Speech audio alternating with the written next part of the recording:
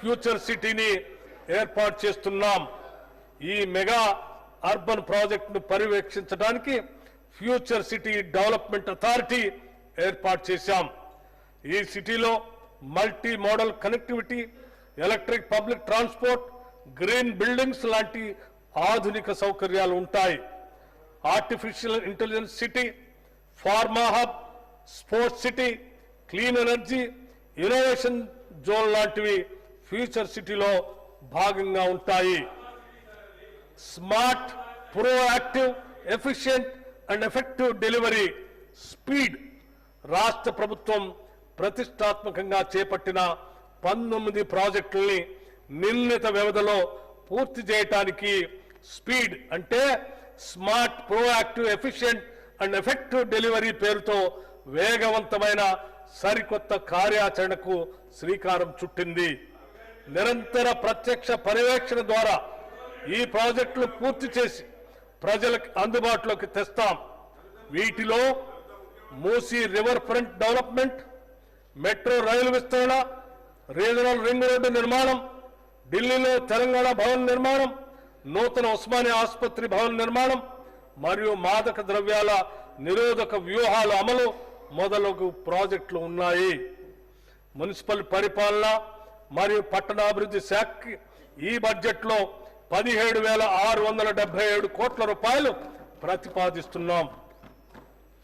పోరాడి తెలంగాణ సాధించుకున్నప్పటికీ కృష్ణా మరియు గోదావరి నీటి కేటాయింపుల్లో మన రాష్ట్రానికి రావాల్సిన న్యాయమైన వాటా గురించి గత ప్రభుత్వ హయాంలో ఎటువంటి కార్యాచరణ చేపట్టలేదు. అంతేకాకుండా కృష్ణా జలాల్లోని 711 టీఎంసీలలో 511 టీఎంసీల నీటిని ఆంధ్రప్రదేశ్ను వాడుకోమని గత పాలకులు అధికారికంగా చెప్పారు. ఈ చర్యతో తెలంగాణ రైతాంగానికి తీవ్ర అన్యాయం జరిగింది. మేము మన రాష్ట్రానికి రావాల్సిన నీటి వాటా సాధించుకోవటానికి బ్రజేష్ కుమార్ ట్రిబ్యునల్ ముందు సహేతుకమైన మరియు గణాంకాలతో కూడిన బలమైన వాదనలు వినిపించాం. మన దిగువ రాష్ట్రమైన ఆంధ్రప్రదేశ్ తక్కువ కేటాయింపుతో ఎక్కువ నీటిని వినియోగిస్తున్న విషయాన్ని ట్రిబ్యునల్ ముందు ఉంచి ఇరు రాష్ట్రాల నీటి వినియోగాన్ని ఖచ్చితంగా గుర్తించడానికి మరియు నియంత్రించడానికి టెలిమెట్రీ వ్యవస్థని ఏర్పాటు చేయాలని సూచించాం. మన నీరు దారి మళ్లకుండా అవసరమైతే ఈ టెలిమెట్రీ వ్యవస్థ ఏర్పాటుకు అయ్యే ఖర్చు కూడా భరించేందుకు సంసిద్ధత వ్యక్తపరిచాం. రాష్ట్రంలోని పెండింగ్ ప్రాజెక్టులన్నింటినీ పూర్తి చేసేందుకు ప్రణాళికలు రూపొందించుకొని ప్రాధాన్యత క్రమంలో ఏబీ కేటగిరీలుగా విభజించాం. తక్కువ ఖర్చుతో ఎక్కువ ఆయకట్టును సేద్యంలోకి తీసుకురావాలన్నది ప్రభుత్వ ఉద్దేశం. నల్గొండ, యాదాద్రి భువనగిరి జిల్లాల్లోని కరువు ప్రభావిత ప్రాంతాలకు నీటిని అందించడానికి వీలుగా ఉదయ సముద్రం బ్రాహ్మణ వెలమల లిఫ్ట్ ఇరిగేషన్ ప్రాజెక్ట్ ని ప్రారంభించాం. ఉదయ సముద్రం బ్యాలెన్సింగ్ రిజర్వాయర్ నుండి 6.70 టీఎంసీల నీటిని బ్రాహ్మణ వెలమల బ్యాలెన్సింగ్ రిజర్వాయర్ కు లిఫ్ట్ చేయబడుతుంది. ఈ ప్రాజెక్టు ద్వారా 94 గ్రామాల్లో 1,00,000 ఎకరాలకి సాగునీటిని మరియు ఫ్లోరైడ్ సమస్య ఉన్న 107 గ్రామాలకి తాగునీటిని అందించడం అవుతుంది.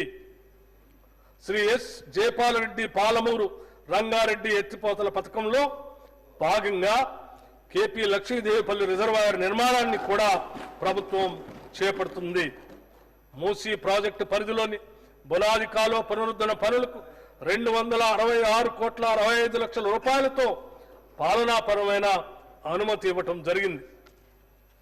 యాదాద్రి జిల్లాలో మూసీ ప్రాజెక్టు కింద బులాదిగాని కాలువతో పాటు పిల్లాయిపల్లి, ధర్మారెడ్డిపల్లి కాలువల పునరుద్ధరణకు ఈ నిధులు ఖర్చు చేయాలని నిర్ణయించాం.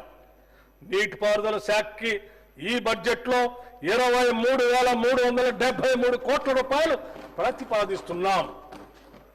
తెలంగాణ ప్రభుత్వం హైబ్రిడ్ యాన్యుటీ మోడల్ ద్వారా రహదారుల అభివృద్ధికి నిర్ణయం తీసుకుంది. ఈ మోడల్లో 40% ప్రభుత్వ నిధులతో 60% ప్రైవేట్ డెవలపర్ల పెట్టుబడితో రహదారులు అభివృద్ధి చేస్తాం.